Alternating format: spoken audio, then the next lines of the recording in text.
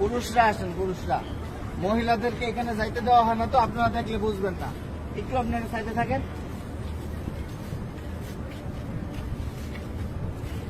আমরা ভিতরে যাব হচ্ছে এইভাবে। আমাদের বাম দিকে থাকবে রওজা। রওজা থাকবে কি বাম দিকে। ভিতরে কথা বলার কোনো সুযোগ নাই, বেশি সময় দাঁড়ায় থাকারও সুযোগ নাই। প্রথম দুইটা ছিদ্র থাকবে, যে দুইটা ছিদ্রের ভিতরে কোনো কিছু নাই। কবরের জায়গা ফাঁকা আছে। এখানে হযরত ঈসা আলাইহিস সালাতু ওয়াস সালামকে দাফন করা হবে। ওই পাশে হচ্ছে হযরত ইমাম মাহদিকে দাফন করা হবে।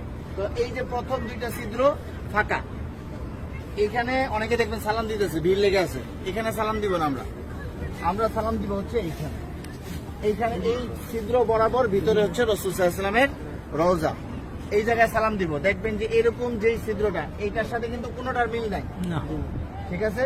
এই বরাবর নবীজিকে সালাম দিতে হবে। রাসূল সাল্লাল্লাহু আলাইহি ওয়াসাল্লাম এখানে জীবন্ত অবস্থায় শুয়ে আছেন, ডান কাত হইয়া। নবীজির মাথা এদিকে, পা হচ্ছে এদিকে, ঠিক আছে? রাসূল শুয়ে আছেন, উম্মতের সালাম গ্রহণ করতেছেন। হ্যাঁ, সরাসরি সালাম গ্রহণ করতেছেন। তারপরে এখানে আবু বকর রাদিয়াল্লাহু আনহুর কবর, এই বরাবর এখানে আবু বকর রাদিয়াল্লাহু আনহুকে সালাম দিতে হবে। কিভাবে সালাম দিব? নবীজিকে কিভাবে দিব? আসসালাতু আসসালামু আলাইকা ইয়া রাসূলুল্লাহ, আসসালাতু আসসালামু আলাইকা ইয়া হাবিবাল্লাহ। যতটুকু বেশি আমরা পারি বলার চেষ্টা করব। সালাম দেওয়ার সবচেয়ে সুন্দর সময় হচ্ছে রাত্রে 10:30টার পর থেকে নিয়ে রাত্রে 1টা-2টা পর্যন্ত ফাঁকা থাকে, ভিড় থাকে না। আর দিনের বেলা সকাল 7টা থেকে নিয়ে একেবারে জোহর পর্যন্ত কি ফাঁকা থাকে, ফাঁকা। আসরের সময় থেকে নিয়ে এশারের পর পর্যন্ত কি থাকে?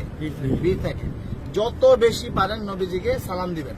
যদি সালাম কবুল হয়ে যায়, আল্লাহ নবী বলতেছেন যে আমার রোজায় যে সালাম দিল তার উপরে, আমার উপরে ওয়াজিব হয়ে যায় তার জন্য হাসরের ময়দানে সুপারিশ করা। আমার সালামটা যদি গ্রহণ করেন নবীজি, তাহলে আমাদের এইটা নাজাতের উসিলা হয়ে যেতে পারে। যাই হোক, বলতেছিলাম এই বরাবর আবু বকর রাদিয়াল্লাহু আনহু, আবু বকর রাদিয়াল্লাহু আনহু মাথা এদিকে, পা এদিকে। নবীজির মাথা এখানে, রাসূলের পা এই পর্যন্ত আসছে। রাসূলের শরীরের ওই পাশে হচ্ছে কি আবু বকর রাদিয়াল্লাহু আনহু। আবু বকর রাদিয়াল্লাহু আনহু ঘাড় বরাবর হচ্ছে হযরত ওমর রাদিয়াল্লাহু আনহু, উনি আরো ওই পাশে, ঠিক আছে? নবীজি এখান থেকে এইভাবে শোয়া, রাসূলের পরে হচ্ছে আবু বকর রাদিয়াল্লাহু আনহু শোয়া, তারপরে হচ্ছে হযরত ওমর রাদিয়াল্লাহু আনহু। এইখানে হযরত ওমর রাদিয়াল্লাহু আনহুকে সালাম দিতে হবে। তো এইখানে নবীজিকে সালাম দিব আমরা।